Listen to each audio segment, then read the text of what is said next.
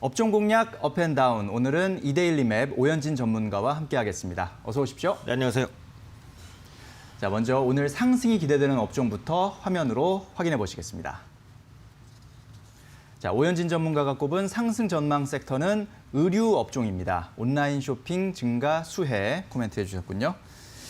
자, 온라인 쇼핑에 대한 그 수요가 계속 늘고 있고 거기다 날씨가 추워지면서 또 많은 분들이 의류 구매를 좀 하나 봅니다. 네, 그래서 여러 가지 이제 모멘텀이 있다라고 보고 있는데 네. 제가 몇 주 동안 이 자리에서 갖고 온 게 거의 다 낙폭과대주였어요. 그러니까 예. 아직까지도 저는 낙폭과대 섹터를 봐야 된다라고 생각하고 있어요. 특히 네. 포스트 코로나 관련된 종목군들이, 그러니까 코로나 이후에 수혜를 받을 수 있는 종목군들이 저가 매수가 들어오는 움직임 또 뚜렷하게 나타나고 있고 그 중에 하나가 의류주가 아닐까 이렇게 생각을 합니다. 특히 이제 4분기 말씀해 주신 대로 성수기 시즌에 진입을 합니다. 그래서 의류주 전체 매출에서 30% 이상이 4분기에 집중된다라고 보시면 될 것 같아요. 그래서 4분기에는 실적이 개선되는 효과가 전체적으로 있다라는 거고, 아무래도 이제 겨울옷이 여름옷보다는 두껍고 가격도 비싸고 또 마진도 많이 남습니다. 그래서 이런 부분 때문에 성수기로 진입하고 있는 부분 주목 포인트 중에 하나다라고 보고 있고요. 또 코로나19로 인해서 그 온라인 의류 쇼핑이 증가하고 있습니다. 그래서 작년 연말과 올해 상반기를 비교해 봤을 때 국내 주요 의류업체라고 할 수 있는 휠라코리아, F&F, 신세계 인터내셔널 할 것 없이 대부분 온라인 매출 비중이 적게는 50%에서 100%까지 늘어났습니다. 그래서 코로나19로 인해서 의류에 대한 구매가 온라인 쪽으로 많이 몰리고 있다라고 보시면 될 것 같고요. 의류업체의 채널별 매출 비중을 보면 온라인 의류 매출 비중은 10%밖에는 아직 안 됩니다. 그래서 백화점이라든지 이런 다른 업체 대비, 면세 할인점 대비해서 상대적으로 낮은 편이어서 이걸 반대로 말하면 그만큼 성장 여력도 크다 이렇게 볼 수 있고요. 온라인 의류 쇼핑의 가장 큰 단점은 입어볼 수 없다라는 거예요. 그것 때문에 온라인 쇼핑이 원래 빠르게 성장 못했죠. 전자제품이라든지 다른 가전 이런 것들은 오프라인으로 보고 온라인에서 사면 됩니다. 똑같은 제품이니까. 하지만 옷은 입어봐야 된다. 그 단점 때문에 사실 온라인 시장이 성장을 못했는데, 그러니까 최근에는 이제 가상현실을 이용한 온라인 입어보기 이런 기능들을 대기업에서 많이 도입하고 있어요. 이게 실제로 착장하는 것만큼 효과는 아니지만 그래도 간접적으로는 입어볼 수 있는 효과가 있기 때문에 상대적으로 온라인 구매의 단점을 극복하고 있다. 네, 이렇게 이제 봐주셔도 될 것 같고요. 온라인 판매 비중이 증가하는 것은 비용 절감 측면에서도 긍정적입니다. 그래서 의료업체의 채널별 판매 수수료 비중 추이를 보면 백화점이나 아울렛 대비해서 온라인이 판매 수수료가 훨씬 더 적어요. 그러니까 당연하죠. 오프라인 매장을 두지 않는 거기 때문에 입점 비용이나 이런 부분들을 많이 절감할 수 있다는 겁니다. 대신 단점도 있어요. 그러니까 온라인 쇼핑은 가격 경쟁이 엄청나게 치열하기 때문에 백화점이나 아울렛 판매보다는 마진이 적습니다. 하지만 지금 시점에서는 수수료가 절감된 효과가 제가 볼 때 이제 더 클 것이다 이렇게 보고 있어요. 그래서 의류주가 드라마틱한 실적 개선을 하냐? 아직까지 그것은 아닙니다. 하지만 4분기를 저점으로 해서 충분히 회복되는 모습, 3분기보다는 소폭이라도 개선되는 모습이 4분기에 나타날 것 같으니까 이번 3분기가 확인되는 시점이 제가 볼 때 이제 실적의 저점일 것 같아요. 또 아까 말씀드린 대로 그동안 많이 조정을 받았기 때문에 저가 매수가 들어올 수 있는 업종 중에 하나니까 좀 주목해 보시면 좋겠다고 말씀드리겠습니다. 네.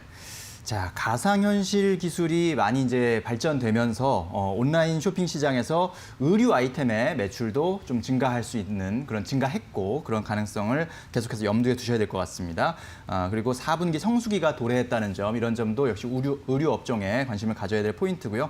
단순히 앞으로 좋아지는 것 뿐만 아니라 현재 가치, 그동안의 낙폭이 컸던 점, 이런 점들을 같이 감안했을 때 역시 의류 업종에 대해서 관심을 좀 더 기울여야 될 때가 아닌가라는 의견이셨습니다. 자, 이번에는 피해야 할 섹터는 또 어떤 업종인지 지금 바로 화면으로 만나보시겠습니다. 자, 오현진 전문가가 꼽은 피해야 할 섹터는 플랫폼 관련주입니다. 비대면 수혜 선반영이라고 코멘트해 주셨는데요. 자, 플랫폼 관련 섹터는 역시 비대면 시대에서 가장 많은 관심을 받았던 업종인데 네네. 앞서서 낙폭과대주에 좀 집중하고 있다는 말씀을 거꾸로 보면 역시 그동안 플랫폼 관련주는 주가가 많이 이미 반영이 됐다 이렇게 봐야 되겠군요. 그렇죠. 그래서 낙폭과대 섹터를 본다는 게 포스트 코로나 관련주를 본다는 거기 때문에 네. 반대로 말하면 코로나로 수혜를 받은 종목들은 주의를 좀 하자. 네, 네. 이런 관점입니다. 특히 플랫폼 관련주 같은 경우 주가가 많이 올랐죠. 이 플랫폼은 직역하면 정거장입니다. 사람들이 많이 드나드는 그런 곳이라고 보시면 되겠고, 아주 대표적으로 국내에 뭐 카카오, 네이버, 이제 이런 기업이 있다고 보시면 되겠고요. 조금 더 넓게는 이제 뭐 더존비존, 뭐 아프리카 TV, 한국역 컴퓨터 이런 업체들도 모두 다 플랫폼 관련주로 엮을 수 있습니다. 근데 지금 말씀드린 이런 종목군들이 대부분 다른 업체에 대비해서 상당히 많이 올라왔어요. 그래서 코로나에 대한 수혜를 받으면서 올라왔다라고 보시면 되겠고요. 이 8월 말부터 9월 말까지 투자자별 종목 거래 순위를 보면 개인은 삼성전자를 가장 많이 샀고 네이버와 카카오를 그 다음으로 많이 샀습니다. 최근까지도 이런 추세는 크게 변화되지는 않고 있어요. 그런데 네. 반대로 그 같은 기간 기관이 많이 매도한 종목을 보면 삼성전자, 네이버, 카카오 이런 종목군들이 매도 상위에 올라와 있습니다. 물론 개인이 많이 산다고 해서 무조건 주가가 떨어진다 이런 개념은 아니에요. 그러니까 최근에 주가 상승을 일으킨 것이 이제 뭐 동학개미 운동이다 이런 말도 있듯이 개인의 힘이 예전보다 훨씬 더 세진 것은 맞지만 그래도 기관이 연속적으로 이제 매도를 하고 있는 종목이라면 주가가 꺾일 개연성은 있고요. 실제로 지금 말씀드린 이런 플랫폼주의 주가가 고점을 찍고 하락하는 모습들도 나타나고 있습니다.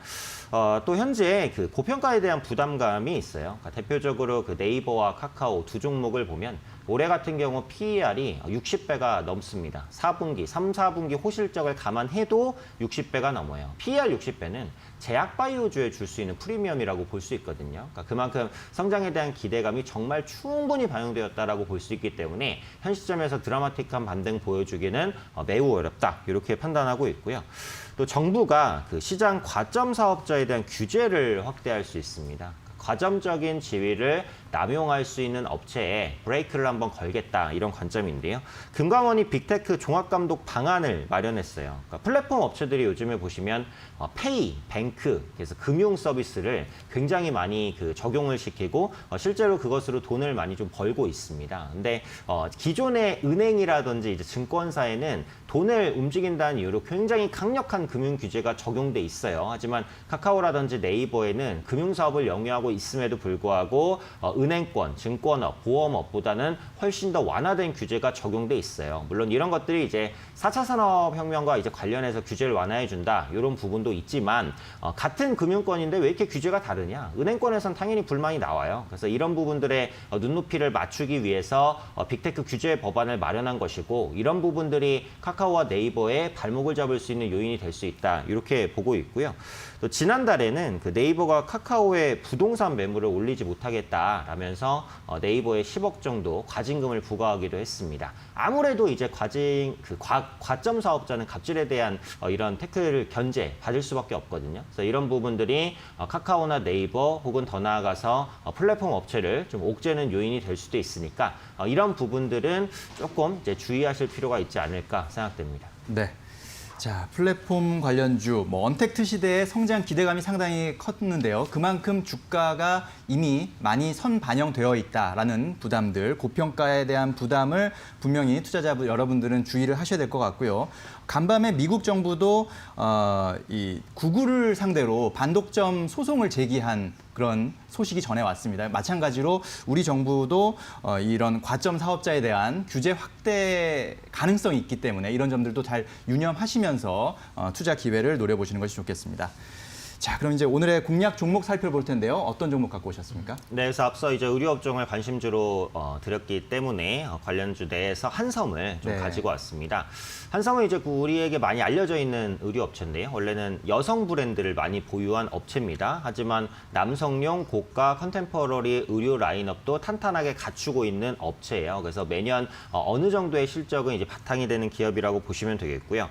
상반기 온라인 사업 부문 매출이 60% 이상 증가를 했습니다. 그래서 온라인 부분에서는 다른 의료업체 대비해서 가장 눈에 띄는 성과를 낸다라고 보고 있고요. 연간 이제 구매액이 높은 우수 고객에 대한 혜택을 강화하고 또 평일에 퇴근 이후 쇼핑하는 사람이 많아졌다라고 해요. 그래서 기존의 고객센터 운영 시간을 오후 6시에서 마감을 9시까지 늘렸습니다. 그래서 이런 부분들이 온라인 성장을 이끈 동력이 됐다라고 이제 증권사에서는 평가를 하고 있고요.